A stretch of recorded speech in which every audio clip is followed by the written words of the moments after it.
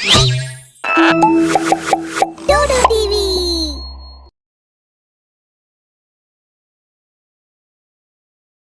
You must die.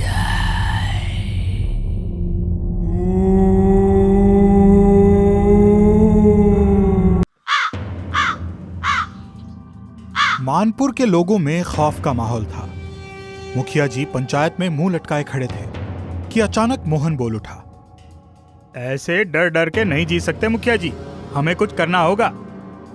मगर क्या करें? पुलिस को भी तो कोई सुराग नहीं मिला है अभी तक। पिछले 1 साल में गांव में 15 से ज्यादा मौतें हो चुकी हैं। किसी ने तो कुछ देखा होगा, पर कोई कुछ बताने को तैयार नहीं है। गांव के सारे लोग एकदम चुप थे। सन्नाटे की आवाज साए साए करके कानों में खुली जा रही थी कि अचानक सविता ने कहा, मैं पता लगा सकती हूँ वो कौन है। सब लोग हैरानी से उसकी तरफ देखने लगे। भला एक औरत का पंचायत में बोलना कहां तक सही है? इस गांव की पंचायत में कोई औरत नहीं बोली आज तक। तुम्हें पता है ना कि इस पंचायत में औरतों का बोलना मना है। आखिरी मौत मेरे पड़ोसी बिरजू की हुई थी। उसकी लाश के पास से। मुखिया बीच में ही बोल उठा, बंद करो ये बकवास। इस पंचायत में औरतों का बोलना मना है। सविता चुप्पी साध गई। इस गांव में उसकी कोई सुनने वाला नहीं था। सबसे पहले मौत उसी के पति की हुई थी। वो तब अपने मायके गई हुई थी। वापस आई तो पति को मरा हुआ पाया। 1 साल से विधवा का जीवन जीते हुए उसने देख लिया था कि ये समाज कितना निर्दयी है। और पहले भी भला कौन सी अच्छी जिंदगी थी उसकी। उसका पति रोज शराब पीकर आता था और उसको पीटता था। खैर 1 साल से वो ये पता लगाना चाह रही थी कि उसके पति को किसने मारा। जब भी कोई मौत होती वो भागकर पुलिस से पहले वहां पहुंचकर छानबीन करती। देखती थी कि कोई सबूत उसके हाथ लग जाए। वो लेटकर ये सब सोच ही रही थी कि अचानक बहुत तेज शोर सुनाई दिया। घर से बाहर निकली तो आवाज आई, किसी ने मुखिया जी की हत्या कर दी। सुनो सुनो सभी गांव वालों, कान खोलकर सुनो। अपने अपने घरों में सुरक्षित रहो। सुनो सुनो। वो भागकर मुखिया जी के घर पहुंची। उनकी खून में सनी लाश घर के बीचों बीच पड़ी थी। इतनी बेरहमी से भला कौन मारता है किसी को? सविता ने आसपास देखना शुरू किया। उसको लाश के पास से एक लाल बिंदी मिली। उसने बिंदी को अपने हाथ में उठा लिया और सोचने लगी कि अब तक 4 लाशों के पास से उसको ये बिंदी मिल चुकी है। जरूर इस बिंदी का कुछ राज है जो उसको असली कातिल तक पहुंचा सकता है।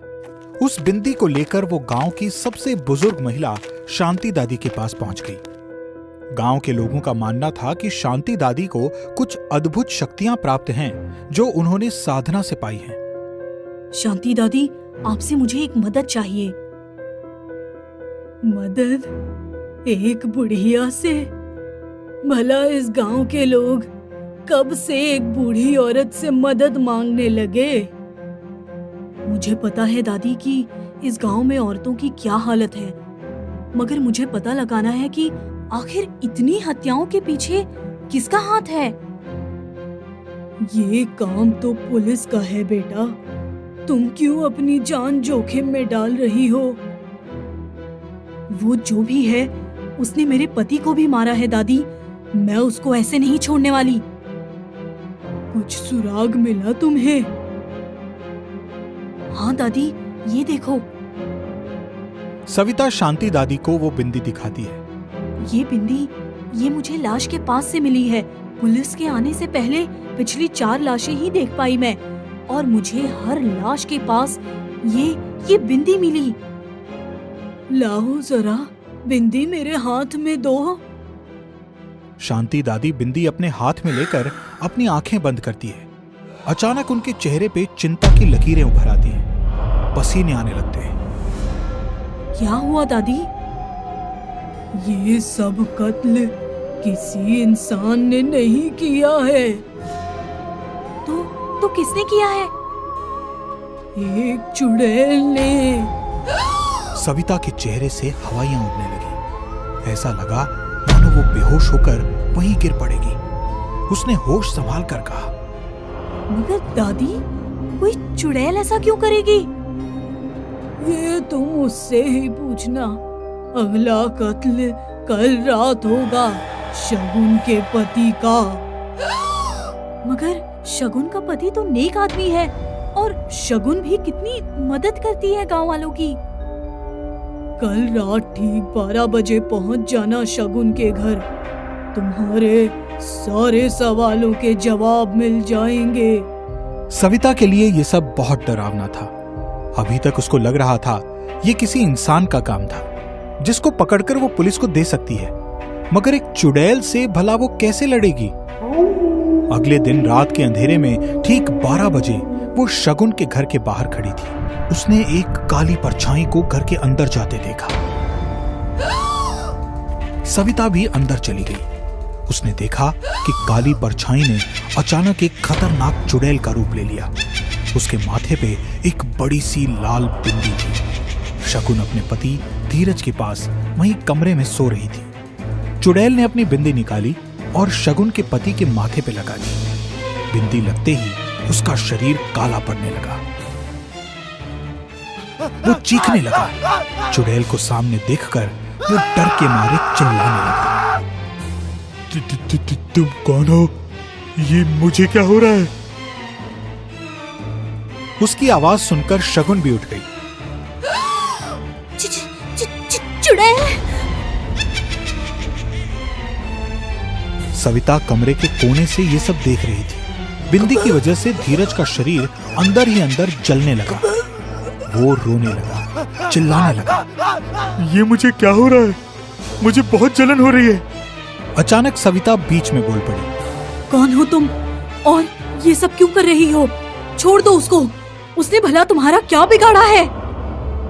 इतनी चीख पुकार सुनकर आसपास के लोग भी शगुन के घर में आ चुके थे। चुड़ैल ने एक न सुनी और अपने हाथों को लंबा कर धीरज को गर्दन से पकड़कर हवा में उठा लिया। वो डर के मारे कांपने लगा। इससे पहले कोई कुछ बोल पाता, चुड़ैल ने उसके शरीर के 2 हिस्से कर दिए। शगुन का रो रो कर बुरा हाल था। अब चुड़ैल ने अपना असली रूप ले लिया।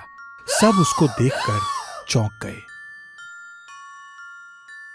विमला तुम? हाँ, मैं इसी गांव की औरत हूँ। मगर तुम तो 1 साल पहले मर गई थी ना? और तुम गांव के लोगों को क्यों मार रही हो? तुमने मेरे पति को क्यों मारा विमला? बताओ मुझे। तुम्हारा पति 1 साल पहले गांव का मुखिया था। गांव के पंचायत में हर बार मैं अच्छे सुझाव दिया करती थी। मुझे वो हमेशा बोलने से मना करता था, मगर मैं चुप नहीं होती थी। ये बात उसे इतनी खटकती थी, उसने मुझे जान से मरवा दिया। गांव की सारी औरतों का इतना ही बुरा हाल है। कोई भी मर्द उन्हें कुछ नहीं समझता। तुम्हारे पति ने कौन सा तुम्हें प्यार किया? कभी खूब मारता था तुम्हें। मुझे पता है, ये शगुन का पति भी सबके सामने नेक बना फिरता था, मगर शगुन को रोज मार मार कर अधमरा कर देता था। विमला की बात सुनकर गांव के लोगों में सन्नाटा पसर गया। सब कुछ सही ही तो बोल रही थी वो। आखिर गांव की औरतों का बुरा हाल तो था ही। मगर कुछ भी हो विमला, हत्या करना इसका इलाज नहीं हो सकता। अब तुम किसी को नहीं मारोगी। तभी भीड़ में से गांव का नया मुखिया विनोद भी बोल पड़ा। तुम ठीक कह रही हो। इस गांव में हमेशा औरतों पे जुल्म हुए हैं। आज के बाद ऐसा कुछ नहीं होगा। औरतों को भी सब कुछ करने का अधिकार होगा जो एक मर्द को है। माफी से कुछ नहीं होगा। तेरी मौत भी आज ही पक्की है मुखिया। विमला ने फिर से चुड़ैल का रूप ले लिया। सब भागने लगे। अफरा तफरी मच गई। जैसे ही चुड़ैल ने विनोद को पकड़ने के लिए हाथ आगे बढ़ाया, सविता सामने आ गई। इसको मारने से पहले तुम्हें मुझे मारना होगा। ऐसा मत करो सविता। मैं इस गांव के हर मर्द को मार डालूंगी। और फिर औरतों का क्या होगा? औरत मर्द दोनों ही जरूरी हैं गांव में। बस औरतों के साथ जो सुलूक होता है वो नहीं होना चाहिए। विनोद ने डरते डरते कहा, तुम सही कह रही हो सविता, बहुत गलत हुआ है इस गांव में औरतों के साथ। ऐसा अब नहीं होगा। आज से इस गांव का मुखिया मैं नहीं सविता होगी और गांव में किसी पर कोई रोक नहीं होगी। चुड़ैल बनी विमला ये देखकर रुक गई। सविता, आज अगर तुम नहीं आती तो शायद न जाने मैं कितने और लोगों को मारती। तुमने मुझे मेरे गुस्से से मुक्त कर दिया। अब मैं हमेशा के लिए मुक्त हो रही हूँ। ऐसा बोलकर विमला वहां से गायब हो गई। बिंदी वाली चुड़ैल से गांव के लोगों को आजादी मिली। सविता गांव की मुखिया बन गई और औरतों को उनका हक भी मिल गया। अगर आपको हमारी वीडियो पसंद आई है तो ऐसी और भूतिया वीडियोस देखने के लिए हमारे चैनल को सब्सक्राइब करें। अभी बेल आइकन दबाएं क्योंकि डरना जरूरी है।